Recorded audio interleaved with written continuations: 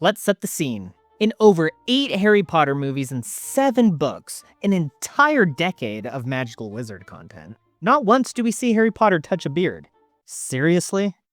Now we're entering Potter World to bring balance to the cinematic tragedy by slapping every NPC's beard. But there's a slight issue. The last hardest to reach goatee belongs to this guy. He's locked behind the level 80 dark prison, a room you can't enter unless you beat this quest after graduating. So yeah, we basically had to go through every single quest in Potter World to touch all the hard to reach hairs. Anyways, chins beware. TMOA's coming for your facial hair. Write down or comment your guess of how many NPCs have facial hair. Mine is around 30%, but let's see if we're right at the end. Now where do we even start a beard smacking world tour? With the most majestic hair of all, of course, Doobledoor. Yeah, copyright claims are like Snape. Let's not put the grand old long-bearded wizard through that again. His beard was long, majestic, and quick. Well, him and the unnamed magician with the chin curtain in the corner. Later NPCs were going to be much more spread out. So our journey begins to Hogsworth. After a train ride with a disturbingly toilet-like squat? Yeah, he's not on that broom, so what else was the boy who clenched doing? Alas, we get sorted as a raven. Is anyone shocked though? We literally handcrafted a notepad for every beard on this server. And just like that, we're officially in the magical world of wizardry, being led around by a clean-shaven Jeremy. Classes begin instantly. We duel, my hand getting better acquainted with the dueling teacher's facial situation than the teacher probably wanted. We garden, we cook, we slap another charming beard. This guy had crumbs in his though. Ew. No, he was just rude, but still ew. And then we meet him. Yes, the groundskeeper Hagrid. Oh, I love to see him representing with, oh, you could just go swimming in that curly broom of fluff. And with that, 5 beards down, many, and I mean many, to go. Clean-shaven Jeremy leads us through potions, divination, and broom riding. Unfortunately, it was not No Shave November, and all the hairs were down the drain or in the trash for these folks, but at least we all had fun in the storage closet. All of this ending our first year in-game, having hit a total of 8 beards. Yeah, we'll drop a final count of bearded versus non-bearded muggles at the end. Aside from general beard smacking around the school, securing spells and surviving exam number 1, we also became the unofficial problem solvers of Hogsworth. In this video, I'm not going to go through every quest in tons of detail, but needless to say, we helped the Griffins with a missing painting ghost, honey badgers with some sick students, ravens, my people, with a riddle, and serpents with their student who's trapped in a puzzle-filled dungeon. And through it all, slapping Chunky Charles's facial hair. Split ends, eh? Okay, moving on. Year 1 was just a warm-up. Year 2 takes us beyond the school walls for the first time, where more adventures await. We end up at a place called Hogsend, the equivalent of Hogsmeade. And again, I love Potterworld's way of performing copyright origami. But needless to say, for a town populated entirely by wizards, I'm disappointed by the lack of magnificent competition with those who have the longest beards. That title belongs to the guy at the toy shop. Toy maker Tobias is the only one of a few with a beard in Hogsend. I'll let you sit on that. The only guy deciding to have an impressive beard up is the guy at the Build-A-Bear in town. Build-A-Beard. Oh. Not to mention somehow, the literal werewolves in town have 0 facial hair. But I still ruffle their fur just in case you want to count it. But before wrapping up year 2, we help by crafting sugary delights for Sugar Plum, being a pest control agent for a favorite hairy wizard, and scaring off some students at a haunted shack. Yep, I'm playing the haunted piano and throwing snowballs. Call it my rebellious phase. I'm going through some true beard smacking withdrawals here. Just let me scare poor adolescents in peace. Although during this phase, we also start the beginning of a multi-part parkour series named Lost Echoes. And if you stay with us on this channel, you'll see why parkour is not my fave in future videos. So show us some love and slap pendo that subscribe button. We got 60 more levels to go till that dark prison goatee. So with that, we have a total of 14 beard slaps. That count includes the Valentine's Day event area, where apparently romance and chin coats go hand in hand. The next year has us finishing up some loose ends in Hogsend by gathering materials, putting up flyers, and visiting the Mr. Wenlock, whose chin deserves and receives full attention. Then we travel to good old London, where the hair waves diagonally on Diagonal Lane. We check into the Cauldron Inn, saying hello to this well-read, clean-shaven book, and assisting the owner with cleanup. Though Year 3 unlocks new travel options, it also opens up an ongoing mystery, helping this Birdman find an ancient, dark relic. Why does he need it? No clue at this point, that'll be in future years, but I looked hard. I cannot confirm there's a beard under that beak. However, no beak is safe. And for the amount of time we spent in Shade Alley in the criminal underworld, you think that the vibe would call for more facial hair. You know, to hide scars or weapons of mass destruction. Instead, most of the beards we found belong to challenging to pronounce people and doppelgangers. Gregorikov, Mr. Plum, Mr. Sugarplum, and Bartender Burke? How are you supposed to pronounce Burke? Is the E silent? Burke? Oh, and Wilbert Finnegan. I didn't forget about you. Anyways, we took the Year 3 exam and had absolutely no issue putting clean-shaven villains to rest. Another 14 beards bite the dust, bringing us to a total of 28. Year 3 doubled our beard count. We were on fire, which was almost poetic, because Year 4 had basically no fire or hair, warming up lips. Very sad. Year 4 was, in summary, essentially helping farmers and cave dwellers. Although their chins were visible from space, we did assist a family in healing their grandma who had gotten bitten by a snake. So naturally, we went off to gather ingredients, which involved fighting ogres who looked suspiciously like they had a friend named Donkey married to a red dragon. I know. We collected everything and brewed an electrifying, life-saving potion. And Grandma lived! Back at school, we went deep into a reoccurring questline called Rising Healer, starting it off by helping the school nurse and her assistant help us after an unfortunate crash on a broom doing some illegal broom riding activities. This quest followed us multiple years and had, somehow, with zero warning, the most emotionally compelling story of all the quests, in my opinion. Parts 1 through 3 were easy, but the final quest? Oh, I will never look at a snake, spider, and or bird the same ever again. That's all I'll say, but when we get there, oh boy, buckle up. Additionally, we assist Iona retrieve her necklace that had fallen down a well. Now, I went in expecting a necklace, but brilliantly, there was more than one precious treasure deep down in this cave, because we found Alberto with a full chin of hair.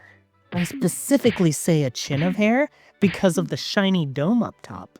A treasure in every sense of the word. It was looking pretty gloomy there with the lack of facial hair, but we found hope in easy-to-slap places. This questline eventually took us to Tristermore, which was far from home. However, I have to say my favorite adventure of Year 4 was retrieving items from a village raided by Snatchers. It felt like a full search and rescue operation. Snatchers hunting for me while I went about my completely average looting activities. And honestly, I guess this is how the NPCs feel when I'm going after their hair. Anyways, I looted everything and returned it to their respective owner. And tucked into this year was a 4-part pirate's adventure where we looted a pirate cove, arg, and gave the treasure to a museum. Turns out that was the wrong call, sorry Indiana Jones, but the only other option was a pirate. So was it really a bad decision? We then had to undo all the chaos and simply put the sword back where it came from. And surprisingly, not a single Blackbeard. So Year 4's official beard count was one single Alberto. I did supplement this count by hitting some more back in Diagonal Lane to boost those numbers, but even scraping those together, we got 4 for Year 4, or 32 on our running total. Slim shavings for this year, but we don't stop over beard droughts. We still need to find out more about Zin the Birdman, the drama between the healer and her mother, and make it to Hugo. He's waiting in the cold, dark cell for us to warm his beard up. So for the next few years, we have to do better. We just have to. And the following years took the longest to complete. We went into the beginning of Year 5 helping Dahlia with her box. What's in the box? She doesn't know, so we go solving the riddle, bringing us to an Akamami. The ethics behind this seem questionable since the monster doesn't have a beard, but we still gave it the whack. Dahlia accepted the diadem willingly, blissfully even, like someone who has never asked where chicken nuggets come from. No beard, no problem. The next quest made up for it. We did slap this beard earlier in passing, but figured it wouldn't count till his main storyline came up. The swiper no swiping got swiped, as he asks us to go swipe a relic called the Sphere of the Strayed. It took some investigating, and finally, parkour. But we did get the sphere. We go back to Dora's nemesis, and he says he will destroy it ASAP. I love to see these bearded heroes in dark alleys. But in between the next chin hair, we move into the triple threat of continuous quest lines. First, the Echoes quest. More parkour. I am losing my mind. But in it, we gain memory fragments of someone named Camille. Then, the Relics of the Past quest for Birdman Zin. Yeah, we're fetching items from sewers now, and honestly, Zin's relic list is getting suspicious. And finally, back to Rising Healer, where we're boots on the ground with Via Oxley, the healer, giving the help people need all around Hogsend. She will play a big role throughout the Rising Healer series, but in this quest, we end up helping her own brother with his sickness. And he's an ungrateful, clean-shaven hairball. He goes and tattletales to their mother Oxley that Via's becoming a doctor. Yeah, like that's a bad thing. I guess to the mother it is, so yeah, family drama. Though throughout these quests, our mission never wavered. As our favorite Larry enters the picture, he's unfortunately suffering from some demons in his past. No one corrupts a man's mind with a beard as luscious as his, so we go into his brain, and slay the demons. Slapendo those inner demons, Larry. They're too evil for hair.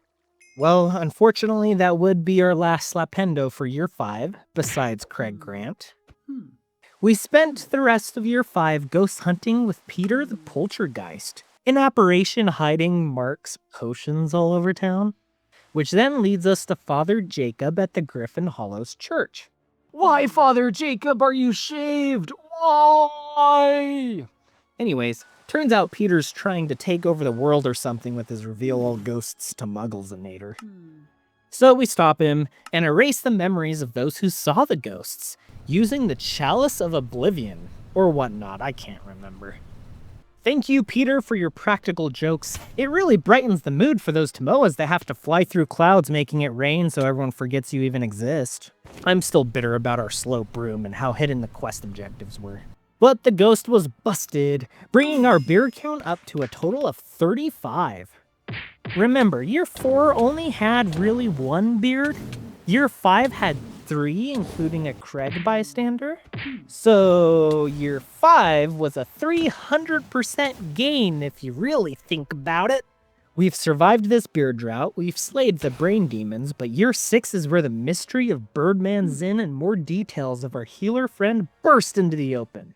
Busting open more quests got exciting. We hit not 1, not 2, but 3 beards like it was a Taco Tuesday. How glorious Benedict Martinus and Ernest Poe were!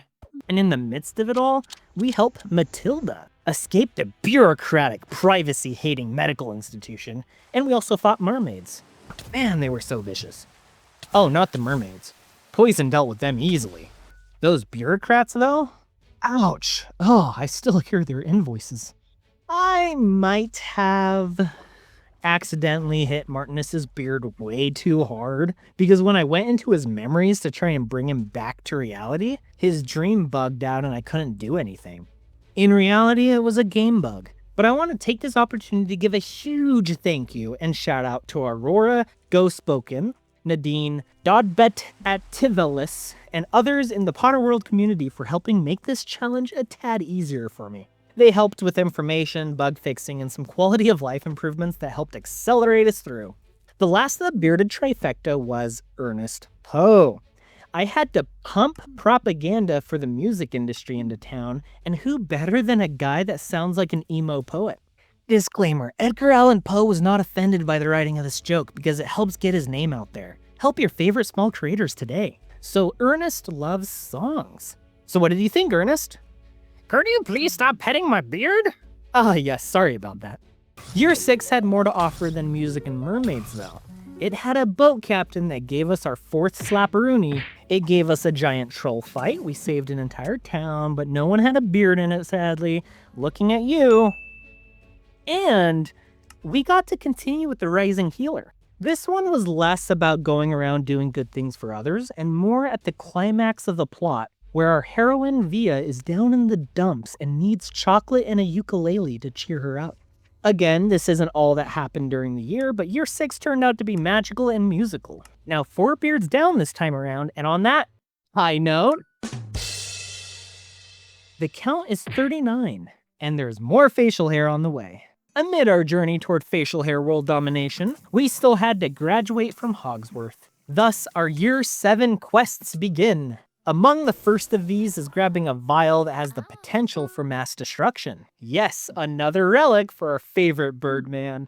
Although we have a hesitation. Maybe we shouldn't be giving a powerful relic to a mysterious man behind a mask. Like, we can't even confirm if he has a single chin hair. But then Zin confides in us that he's actually not a bird. Surprising, I know. He's a half-living immortal. One half blessed to live forever, the other half doomed to suffer through it. These relics are all to free him from his curse. Our heart goes out to you, Zin. And speaking of healing hearts, the Rising Healer series continues with a zombie-like outbreak where we need to cure all the infected. In order to do so, adventure awaits. The source of the outbreak is some guy in Tristramore who locks us in his basement for ignoring his warnings. No worries though, we escape and land in a heart-wrenching moment with Via's mother. Turns out our friend throughout the Rising Healer series is related to the bad guys who caused the zombies. The confrontation with Via's mother doesn't go all too well. With a magic tantrum, the mother's lack of taking responsibility for being a control freak, and all of it leaving Via disowned at the end of the quest. Luckily, the next quest in the series doesn't take a year, just a moment of grief for Via before we enter a cave, decipher some runes, and unlock the cure. The infected looked like creepers, but we all know the only real creeper in this story was the guy who trapped us in his basement. Didn't even have a beard. What a weirdo! Now I have to say, the weirdest quests of the year have to be the ones set in the Dark Forest. Not weird as in bad, I actually really loved them, but more like, if we weren't hunting beards, there would be zero reason for us to be out there. The Dark Forest is home to dark wizards. Go figure. These wizards are after a life-saving phoenix plant from a nearby camp. Instead of defending it, we end up helping Draven, a dark wizard, save his daughter by gathering medicinal ingredients. And then he tries to turn us into a Horcrux. Yeah, after everything we did for him, he decides the only way to save his daughter is to go full villain, get rid of her nose, and apparently take notes from someone who couldn't even take over a high school. If that's your role model, maybe aim a little bit higher, my friend. At least the Joker stimulated the economy by burning all that money. Nah, I digress.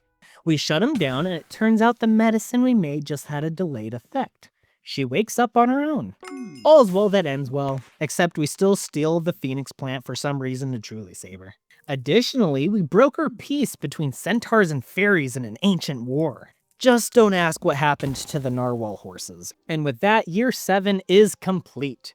41 beards slapendoed, and the world that much closer to peace. Alas, it seems like a small number, but wait till we do our systematic quality check. With graduation in sight, we took a bird's eye view of the whole challenge. We've gone through dungeons, we've treasure hunted, and most importantly, we've gathered the wide-eyed stares of a couple dozen beard owners.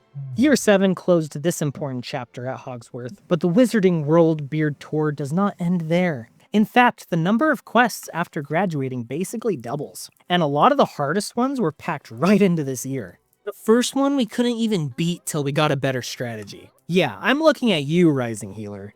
Legitimately, the whole premise was someone at the hospital accidentally released their magical creatures, and those creatures are now terrorizing the hospital. It took me an hour just to beat one snaky boy. The spider, admittedly, was easier with my distraction magic. But the bird? Oh man! Not defeated till I learned the power of a poison circle. But boy, was that a journey. And our journey continues with helping towns sort out community disputes, paying for power, walking to the telephone to check on a package. Going from fighting dark wizards in the forest to helping Walden is quite the range of heroism, I do have to say. We also got punished by a rich snob.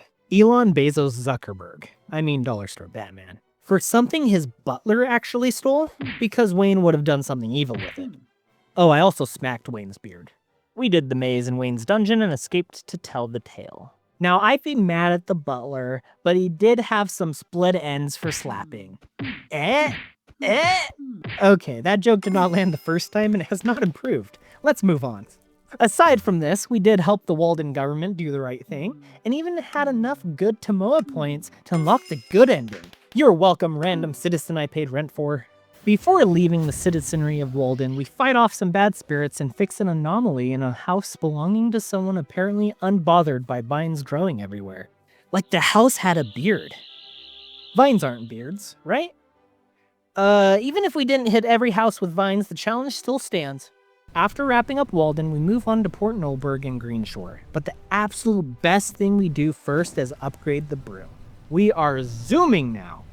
The best two main quest lines we do while hitting chins along the way are a corrupted chocolate factory disaster in Nolberg and a fun wizard prehistoric dragon facility in Greenshore, where we had to put down an ancient evil red dragon. That was a mouthful. There was also a giant dragon iceberg, and thank goodness we didn't have to fight a giant mosquito from this Jurassic Park. They're already bad enough when small. That is also before we fight the baddest of them all, Sharkbeard, a pirate with an actual beard. Not only did he get the smack, but he also got a bad magic smackdown. And at last we faced the bad, the small, the beardless, and the hairiest. It's finally time to unlock the dark prison, find closure for Zin, the resident birdman, and finally give Hugo the slap he's been waiting for. We do this by volunteering as a prison guard, working under someone named Warden. Her parents must be Minecraft lovers to name their child after that monster. Trust me, it's a fitting name. But before moving on to this dark prison, we do a full, systematic beard check. We travel to every location, went through every NPC we may have missed. Some were released with an unspoken warning to never skip shave day. Others would probably be clean shaven by the following week on their own after what we were doing. But at the end of it all, I can say with confidence we slapped every beard except Hugo's. Somewhere in there, we also wrapped up the Echo's questline by finally setting Camille free, skipping the parkour with academic points we earned through voting, worth every single click. So a few clicks later, we reach the prison and we waste no time. Hugo's handlebar beard gets slapped all the way to the moon. It was so deeply satisfying. The dopamine of finally slapping the final character was fantastic. Though, we needed closure. After outrunning Dementors, restoring the memory of a falsely imprisoned inmate, and facing down a warden who tried to pin their own treachery on us, we were unfortunately out of academic points, and somehow ended up jumping off a building to escape the warden's minions. But we got away and warned the police. Afterward, we finally sat down with Zin and attempted to free him from his curse. We went in expecting something to go wrong, but what we got was Voldemort, or as I like to say, Voldemort. Hey, if you don't want people saying your name, you can't control the pronunciation. But I really should have been expecting him. But funny enough, I was not expecting to fight Mr. Can't Even Smell His Own Flatulence over here. The fight was surprisingly easier than that snake, spider, and bird combo from the Final Rising Healer quest, but so incredibly well designed. A full multi-stage battle, and we put Mr. Smort down for good, freeing Zin from his centuries of suffering. And that's how we slapped every beard on this Harry Potter Minecraft server. The total was 57 out of more than approximately 427 characters. That's 13%. Was that close to what you thought? Because I was honestly expecting something much closer to 30% on a Harry Potter Minecraft server. Now what will we do from here? Follow us to find out. Join the Discord to see us rate every quest in Potterworld, and feel free to leave suggestions in the comments. Remember to set your goals, make a plan, and go be a player of action today, preferably without slapping beards.